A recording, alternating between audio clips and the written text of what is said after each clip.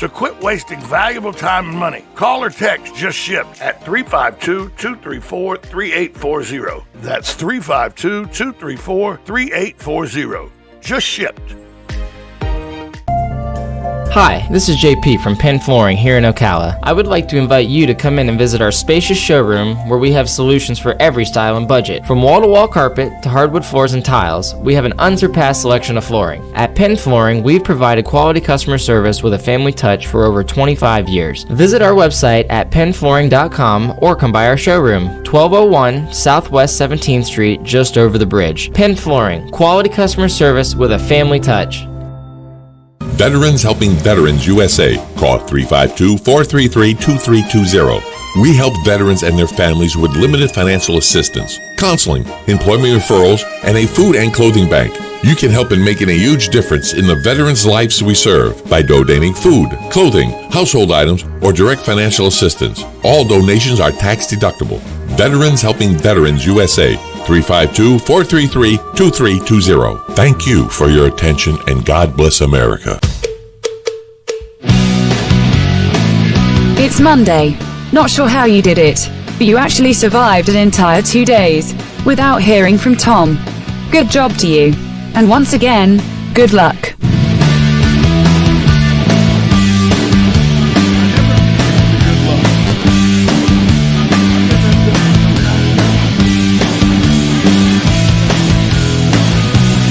Fried pickles twice, but I mean, I'm still a good guy, so I don't understand the good luck. Hey, if you called right before the break, 622-9622, give us a call back. Let us know what you were thinking as we were talking about housing developments needing to be done and the progress of Ocala marching on, whether we like it or not. Whether you're one that likes progress or not, it's going to happen.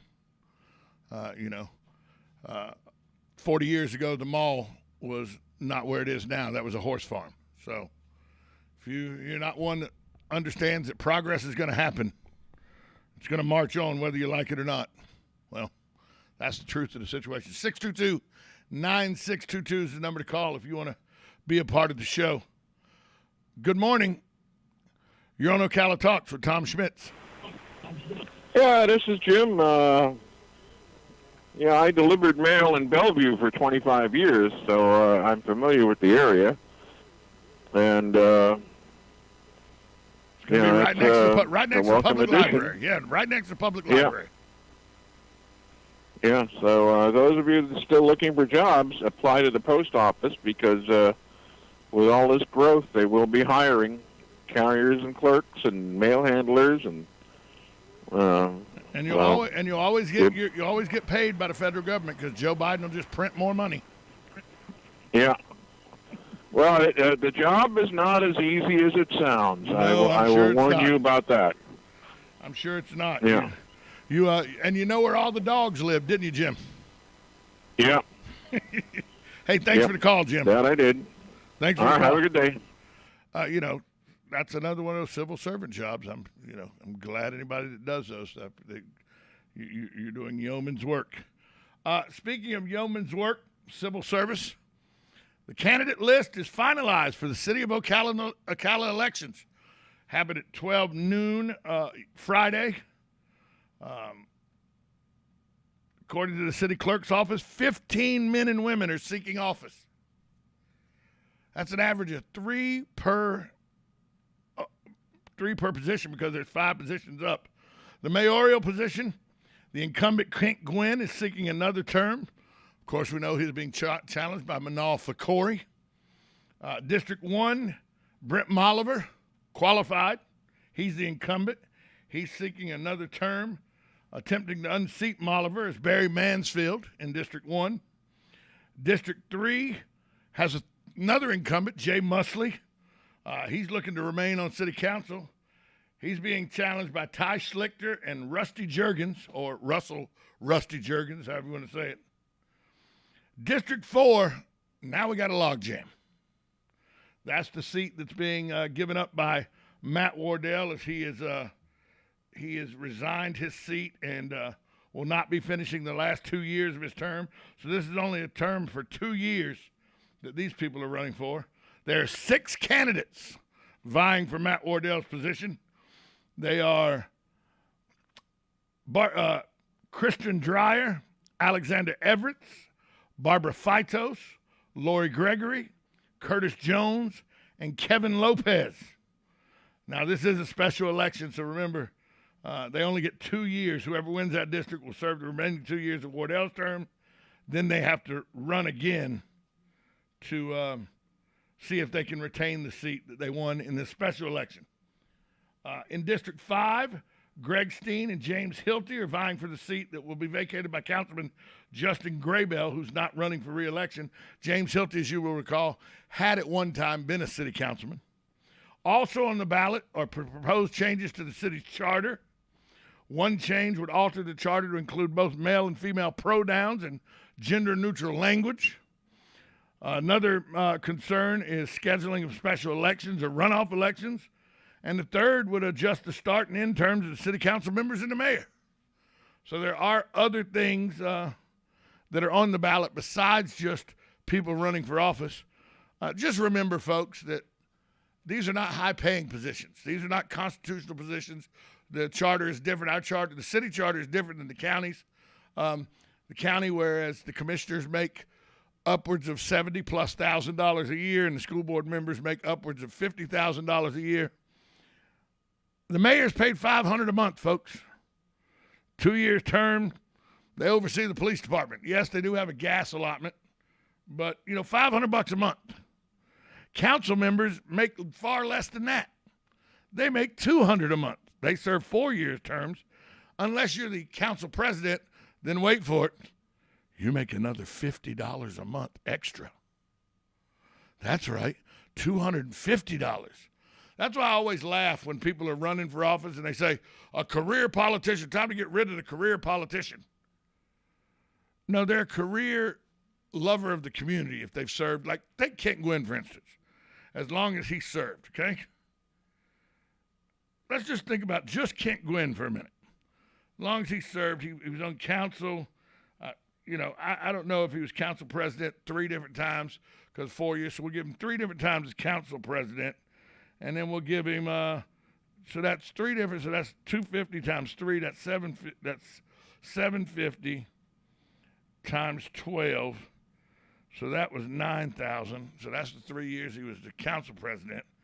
Then we give him, so let's do 9,000. I'm doing this in my head on the fly, folks. Then the other 9 years he was at $200 a month. So that's 200, that's $2,400 a year times 9. So let's do that. $2,400 a year times 9. 2,400 times 9 equals, and then add the other 9,000 to it equals. So his time on council, the 12 years he was on council, you're not gonna believe what he made, folks. The 12 years he was on council, he made. No, take that back. I can't believe this either. He made, in 12 years on council, he made $30,000 overall. $30,600 in 12 years. Now he's been mayor, I think this is his 4th term, 5th, he's running for a 5th term. So he's been mayor 8 years. So at $500 a month, 5 12s is 6,000 times 8 is 48,000. So add 48,000 to that. So in Kent Greer's career of 20 years, he's made $78,600, which is about what a county commissioner makes in 1 year. He's made that in 20 years, or an average of $3,930 a year for his service as either city council member or mayor in the city of Ocala. So when people say they're career politicians because they've been there so long, they're career civil servants. Politicians, yes, they're doing policy, and yes, they are politicians technically, but when you're only working for less than $4,000 a year, you're doing it because you love your community. You're not doing it for money. Think about it. Kent Gwynn's overall salary as city councilman and mayor in the 20 years he's been in office is just about equal to 1 year as a county commissioner. Let that sink in for a minute. So when you go out and you start talking nasty or dirty thoughts about these people who are running, Remember, they're not running for a paycheck, folks. They're running because they want to help the community. And I believe every one of these 15 have the community's best interests at heart. I think they all have different ideas of how to get there. I think they have different ideas of how they could better this community. Some of the ideas of how to better this community, I think, are a little out of left field. But that's just my opinion, which I'm allowed to have. Somebody asked me this weekend, Tom, who are you voting for? Who are you endorsing? I'm not endorsing anybody. As an individual talk show host, I'm not endorsing anybody. The radio station, if the ownership of the radio station wanted to endorse somebody, that's fine, because that's the entire radio station. But as an individual talk show host, I'm not endorsing anybody. You know, as a columnist for a newspaper, you don't endorse anybody. The newspaper as a whole endorses a candidate if they so choose. And I'm not voting in this election because I don't live in the city. And yes, I know I have a rule that says if you don't vote, you can't talk about it. But I get paid to talk about it. And if I lived in the city, I would vote every time. I just recently moved out of the city. I'd voted in city elections for a while. I just recently moved out of the city. As quite a few of y'all know the difference, you know that sometimes you live in the city, then you move. Sometimes you don't live in the city. It could change back and forth depending on where you move to and from. But it looks like it's shaping up to be a very good election process. And I'll tell you that the Fraternal Order of Police and the Ocala Fire Department's union are going to be holding a debate on July 29th at the Firehouse number 1 over on Martin Luther King in the community center there. Yours truly will be moderating that debate. I'm looking forward to, because you always hear people say, well, my main concerns as I'm running is that public safety, and I support the police and fire. Okay. That always just sends up a red flag to me when their main platform, my main platform is I support the police and the fire department. Okay. Because doesn't everybody? I mean, I don't know anybody that says, I don't like the fire department, just let my house burn down. Nope, that fire department, I ain't supporting them. Nope, I'm running for office because I don't support the fire department. I don't support the police. Let my house burn down if fire comes out. I don't support them. You've never said no politician ever. It's very, very just when you say, oh, I'm running to support the police and the fire department. Okay, well, tell me other reasons, because I know that reason. Everybody's running for that reason. They may have different ways about what they think is support for the fire and the police, but everybody says we support the fire and the police. We support our first responders. I got that. Everybody's there. What separates you? What makes you different? There's going to be a series of debates all around town. I'm sure that other entities will be having debates as well. Some of them will be debates.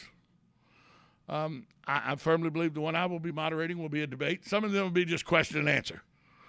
Some of them, I know for a fact, some people come up with questions and they give the candidates the questions beforehand so that they can have their answers already prepared. So they're not blindsided, is what a candidate calls it. I call it thinking on your feet and being able to answer real questions about real issues that's going on in our community. So the debate is July 29th, 6 p.m. to 9 p.m. at the community center at Ocala Fire Station 1 on Martin Luther King Jr. Boulevard. Thanks to the folks at the Fraternal Order of Police and the Ocala Fire Union. We're going to have a nice debate. We're going to have as many candidates. Some candidates probably won't be there because of scheduling issues and all. That happens every time. That does not say one thing or another about their ability to run. It just seems that, life sometimes, because people that run for local offices are moms and dads and grandfathers, grandmothers, uncles, aunts. Sometimes life gets in the way and you have to miss something, because of family reasons. And you try to make it up on the back end. You got social media now and everything. You see the signs going up everywhere in the yard. So it's election season's in full force. But I'm really looking forward. And that District 4, wow, 6 candidates, 6 people that live in that district think enough of this community that they want to become part of the decision makers for their community. That's outstanding, folks. If you get nothing else out of this election, understand that 15 men and women have decided to throw caution to the wind, hopefully take no abuse, but understand that there will be some political abuse probably coming their way. And they say, I don't care. This community is important enough. I'll do what it takes to run a campaign to try to get elected to office. Kudos to the 15 men and women that are running. It's kind of like karaoke when people say, oh, that karaoke singer's terrible. When was the last time you sang karaoke? Oh, well, I don't. Well, shut up then. These 15 people have put it out there on the line to run for office. 3 of them are incumbents, Kent Gwynn, Jay Musley, and Brent Molliver. One of them is a former city councilman, Jim Hilty, who's running in District 5 against Greg Steen. The 6 in District 4, Kristen Dreyer, Alexander Everett, Barbara Fitos, Lori Gregory, Curtis Jones, and Kevin Lopez.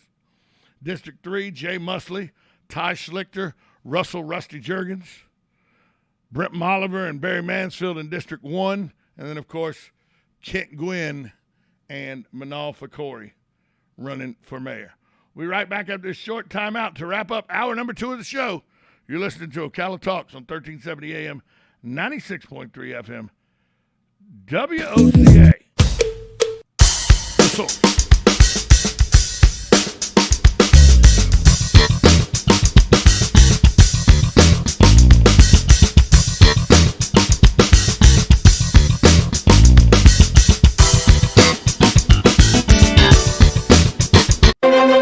Weather deals just keep getting better at Bob Wine's Camellia Gardens in Ocala.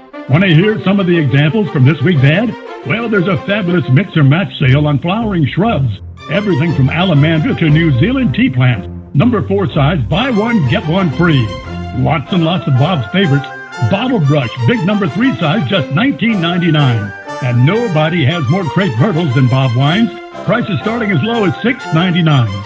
Check out those sun and shade-loving camellias. They start at just $9.99. And all the hanging baskets are buy one, get one at half price. Check inside the old-time greenhouse and get 20% off indoor foliage. It's warm weather time, and the deals are hot this week at Bob Wine's Camellia Gardens Nursery Center, landscaping daily till 4, Saturdays till 3, in the same blooming place on Southeast 38th Street in Ocala for